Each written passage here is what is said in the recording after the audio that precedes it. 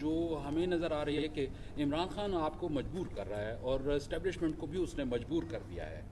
تو آپ کو مجبور اگر عمران خان میں یہ صلاحیت ہی نہیں ہے کہ وہ کسی کو مجبور کر سکے، نہ وہ اتنی بڑی سیاسی قوت ہے۔ ہاں، اگر کوئی شخص اندر سے بدنیت ہو اور وہ چاہتا ہو کہ میں کوئی ایک بحران پیدا کروں، تو اس کے کسی ایک دھمکی، کسی بڑک، اس کو بنیاد بنا کر پر کو پرندہ بنانا کوئی مشکل بات نہیں ہے ملک کے اندر جی۔ تو یہ چیزیں ہمارے ملک کے اندر چلتی ہے۔ اس وقت مسلم لیگ نون کی قیادت ہے، وہ تو ایسا نہیں سمجھتی، تو انہوں نے ابھی تک تو کسی قسم کا یہ شک ظاہر نہیں کیا کہ جو ہمارے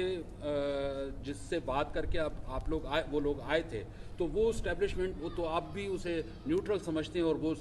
وہ یقین رکھتے ہیں کہ وہ نیوٹرل ہے۔ آپ کی تھوڑی میں بھی ان کو نیوٹرل ہی دیکھنا چاہتا ہوں، عدلیہ کو بھی، فوج کو بھی، جنرلز کو بھی، لیکن اگر بعض واقعات سے اس قسم کی ہمیں کچھ خوشبو آنے لگ جائے تو بعض لوگ خاموش ہو جاتے ہیں، ہم ذرا بول لیتے ہیں، صرف اتنی سی بات ہے، اور ہم بجا طور پر احساس کرتے ہیں، ہم بلا وجہ احساس نہیں کرتے جی۔ تو یہ کچھ چیزیں سامنے آ رہی ہیں کہ جس کو آپ کیا سمجھتے ہیں کہ یہ جو آپ کی حکومت اور آپ کا پی ڈی ایم کا الائنس حضرت کوئی چیز نہیں ہے، کوئی بحران ہی نہیں ہے۔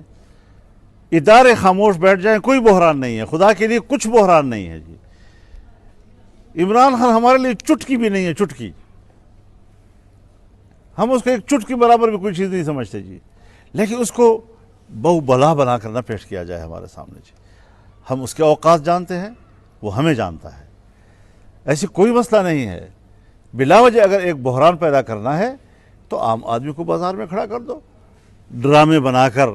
لوگوں کو ایک ویڈیو بنانا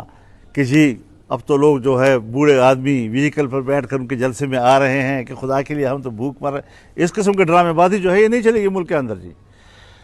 بحران میں کون مبتلا کر رہا ہے سیاسی جماعتوں کو، اس پر ہمیں کھل کر بات کرنی ہوگی۔ میں حضرت کسی کو راضی کرنے کے لیے سیاست نہیں کر رہا، میں ایک نظریاتی آدمی ہوں، میں بڑے سے بڑے آدمی کو بھی ناراض کرتا ہوں، لیکن خلوص نیت کے ساتھ اس کو مشورہ دیتا ہوں کہ آپ یہ کام غلط کر رہے ہیں جی، آپ کی اس کام سے مشکلات پیدا ہوں گی۔ اور حکومت اگر پرائم منسٹر ہے کوئی تو اسے یونٹی آف کمانڈ کی حیثیت حاصل ہے، تمام ادارے اس کے ڈائریکشن کو دیکھ کر آگے چلیں۔